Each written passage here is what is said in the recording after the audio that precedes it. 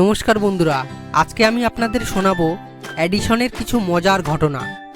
Thomas Alva এডিসনের কথা তো আমরা সবাই জানি। তিনি ছিলেন বিখ্যাত বিজ্ঞানী। ছেলেবেলা থেকেই তিনি কৌতূহলী মন নিয়ে বেড়ে উঠেছিলেন। মাত্র 5-6 বছর বয়স থেকেই বিখ্যাত এই বিজ্ঞানী জন্ম দিয়েছেন মজার মজার সব কাণ্ড কারখানা। এমন কিছু ঘটনা অনেকেরই জানা, সেসব থেকেই কিছু তুলে ধরা হলো। ছোটবেলায় তিনি ভাবলেন, হাঁস যদি ডিম থেকে বাচ্চা ফোটাতে পারে তবে মানুষ কেন পারে না। এমন কৌতূহল নিয়ে তিনি একবার হাঁসের খাঁচায় ঢুকে বসেছিলেন চুপচাপ। হাঁস কিভাবে ডিম থেকে বাচ্চা ফোটায় সেটাই দেখছিলেন নিবিড়ভাবে। সেই শৈশবেই তার অকাট্য বুদ্ধি ছিল এমন, হাঁসের নিচে ডিম রাখলে তা থেকে বাচ্চা বের হলে আমার পেট থেকে কেন হবে না।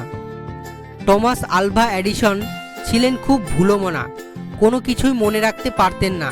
তখন তিনি বেশ টাকাওয়ালা মানুষ। গেলেন ট্যাক্স অফিসে রিটার্ন জমা দিতে গিয়ে নিজের নাম লিখতে গিয়ে পড়েছেন বিরাট বিপদে। কিছুতেই নিজের নাম মনে করতে পারছেন না। তিনি দিব্যি নিজের নামটাই ভুলে বসে আছেন। বসে বসে চুল ছিঁড়ছেন আর দাঁত কিরমির করছিলেন। হঠাৎ প্রতিবেশীর সঙ্গে দেখা। কি ব্যাপার টমাস, কি করো এখানে? মুহূর্তেই মনে পড়ে গেল নিজের নাম। একবার তিনি কাজ করছিলেন ল্যাবরেটরিতে। তার খেয়াল চাপলো হেলিকপ্টার বানাবেন আর জ্বালানি হিসাবে থাকবে বারুদ। তিনি কোনো কিছু না ভেবে যেই চিন্তা সেই কাজ শুরু করে দিলেন।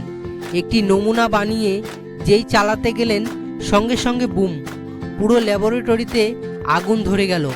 পড়ি কি মরি, কোনো মতে বের হয়ে প্রাণ বাঁচালেন। প্রথাগত ভোজসভা এড়িয়ে চলতেন এডিসন। একবার চাপে পড়ে একটি ডিনার পার্টিতে যেতে হলো তাকে। এক পর্যায়ে এতটাই অসহ্য লাগলো যে চুপচাপ কেটে পড়বেন বলে মনস্থির করলেন।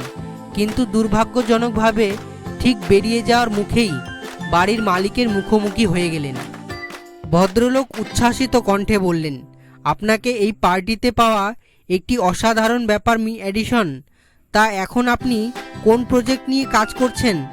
শক্ত কণ্ঠে জানালেন এডিসন। এখান থেকে কিভাবে বেরিয়ে যাওয়া যায় তার উপর। বন্ধুরা, ভিডিওটি যদি ভালো লাগে তাহলে একটি লাইক করে দিন এবং চ্যানেলে পাশে থাকার জন্য সাবস্ক্রাইব করে বেল আইকনটি বাজিয়ে দেবেন এবং ভিডিওটি যদি ইন্টারেস্টিং মনে হয় তাহলে বন্ধুদের মাঝে শেয়ার করে দেবেন। ধন্যবাদ।